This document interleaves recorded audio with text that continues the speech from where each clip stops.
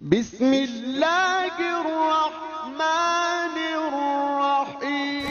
موجودہ حالات میں ضرورت اس بات کی ہے کہ ایک دوسرے پر الزام تراشی کرنے کی بجائے حقائق اور فیکٹس پہ بات کی جائے، تاکہ دنیا کو معلوم تو ہو کہ آخر سچ ہے کیا، شیعہ اور سنی میں بنیادی کیا فرق ہے، شیعہ کسے کہتے ہیں، شیعت کی کیا تعریف ہے۔ یاد رکھیں، شیعہ وہ ہوتا ہے جو دین کو حدیث ثقلین کی روح سے فقط قرآن اور اہل بیت یعنی محمد و آل محمد علیہ السلام سے لیتا ہے۔ شہرستانی نے ملل و نحل میں شیعہ کی تعریف لکھی کہ شیعہ وہ ہیں جو نص قرآن اور رسول اللہ صلی اللہ علیہ وآلہ وسلم کی وصیت کے مطابق حضرت علی کو رسول کا خلیفہ بلا فصل مانتے ہیں اور اس کے بعد انہی کی اولادوں میں معصوم اماموں کو دین کا وارث مانتے ہیں۔ شیعہ وہ ہیں جو دین کو فقط اہل بیت علیہ السلام سے لیتے ہیں ولا غیر، اور شیعوں کے علاوہ مسلمانوں کے جو دوسرے فرقے ہیں وہ اہل بیت علیہ السلام کے علاوہ سب سے دین کو لیتے ہیں۔ شیعہ کے دین کا منبع قرآن اور اطرت ہے، اور جو مسلمانوں کے دوسرے فرقے ہیں ان کا منبع سوائے اہل بیت رسول کے ہر کوئی ہے، اور یہ اہل سنت کی کتابوں میں ان کا عقیدہ لکھا ہوا ہے کہ وہ دین کے معاملے میں مائنس اہل بیت عمل کرتے ہیں، ان کا دین مائنس اہل بیت دین ہے، جس کے بہت سے ثبوت انہی کی کتابوں میں موجود ہیں۔ میں چند نمونے کے طور پر آپ کی خدمت میں پیش کر دیتا ہوں۔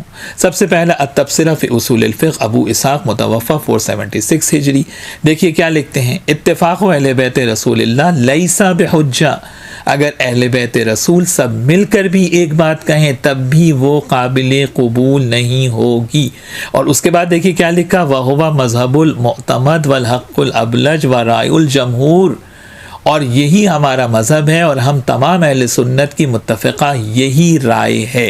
کیا رائے ہے؟ کہ ہم اہل بیت علیہ السلام سے دین کو نہیں لیتے۔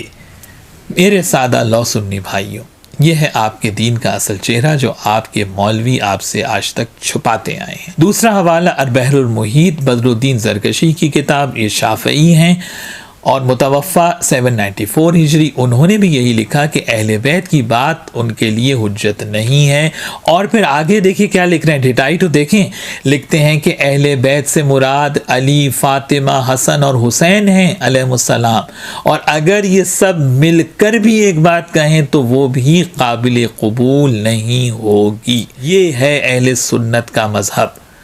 تیسرا حوالہ المحصول فی علم اصول الفقہ کا ہے، 4 جلد ہے، انہوں نے بھی یہی بات لکھی ہے جو واضح آپ کو نظر آ رہا ہے اسکرین کے اوپر۔ تو جناب، یہ اچھا بننے کے لیے آپ جھوٹ نہ بولیں، منافقت نہ کریں کہ ہم تو سب کا احترام کرتے ہیں، آپ تو اہل بیت رسول علیہ السلام کو مانتے ہی نہیں ہیں، احترام تو بہت دور کی بات ہے۔ چوتھا حوالہ ابن تیمیہ کی منہاج السنہ کا ہے، انہوں نے تو جناب کیٹیگوریکل لکھ دیا کہ ہم تو دین کے معاملے میں حضرت علی سے کچھ لیتے ہی نہیں، اور لکھتے ہیں کہ ہم فقہ میں فلاں اور فلاں اور فلاں کی رائے کو لیتے ہیں، لیکن اہل بیت رسول سے ہمارا کوئی تعلق نہیں ہے۔ یہ کون لکھ رہا ہے؟ ابن تیمیہ لکھ رہے ہیں۔ پانچواں حوالہ کتاب المراسیل کا ہے، ابن ابی حاتم کی ہے، انہوں نے امام حسین علیہ السلام کا ذکر کرنے کے بعد لکھا، لیست لہ صحبہ، امام حسین کو تو رسول اللہ صلی اللہ علیہ وسلم کی صحبت ہی نہیں ملی تھی، نعوذ باللہ من ذالک۔ اور اس کے بعد لکھا کہ کیونکہ امام حسین علیہ السلام صحابی رسول ہی نہیں ہیں، اس لیے ہم کوئی روایت ان سے نہیں لیتے۔ تو اب تو دنیا کو حقائق کی روشنی میں شیعہ اور سنی کا فرق سمجھ میں آ جانا چاہیے۔ اس میں کوئی امت کو توڑنے اور جوڑنے کا کوئی مسئلہ نہیں ہو رہا ہے، کوئی اس میں فرقہ واریت کی بات نہیں ہو رہی ہے۔ یہاں پہ میں کچھ اپنوں کو بھی مخاطب کروں گا۔ میں نے فیکٹس بتائے ہیں، اور حقائق سے آنکھیں بند کرنے والا یاد رکھیے احمق ہوتا ہے۔ اور جہاں تک اصحاب رسول کے دفاع کرنے کی بات ہے تو یہ بھی بات صرف آپ عداوت اہل بیت میں کرتے ہیں، آپ ان سے بھی مخلص نہیں ہیں۔ اگر آپ صحابہ سے مخلص ہوتے تو آپ اکراس دا بورڈ اصحاب رسول کی بات کرتے، حضرت ابو ذر، عمار یاسر، مقداد، حضرت سلمان فارسی رضوان اللہ تعالیٰ علیہم اجمعین، ان اصحاب رسول کا تو نام بھی کبھی آپ کی زبانوں کے اوپر نہیں آتا ہے۔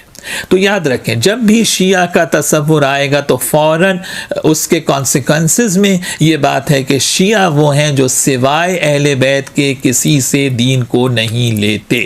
یاد رکھیے ہمارے لیے قرآن اور محمد و آل محمد علیہ السلام کے علاوہ کسی کا قول حجت نہیں ہے. ہم اور کسی کو اہمیت ہی نہیں دیتے کچھ دین کے معاملے میں، اور یہ بالکل ایک اٹل حقیقت ہے.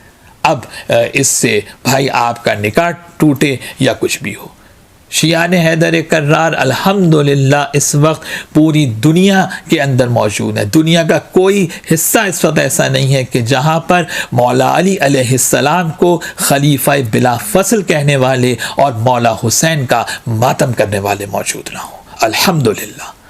آخر میں اپنے اہل سنت بھائیوں سے اپیل کروں گا کہ یہ ناصبی ملاؤں سے، ان دشمنان اہل بیت سے اپنی جان چھڑائیں، ان کے ساتھ رہ کے اپنی عاقبت کو خراب نہ کریں، اور اکراس دا بورڈ خود مطالعہ کریں تاکہ آپ غلط اور صحیح میں فرق کر کے حق کو پہچان سکیں.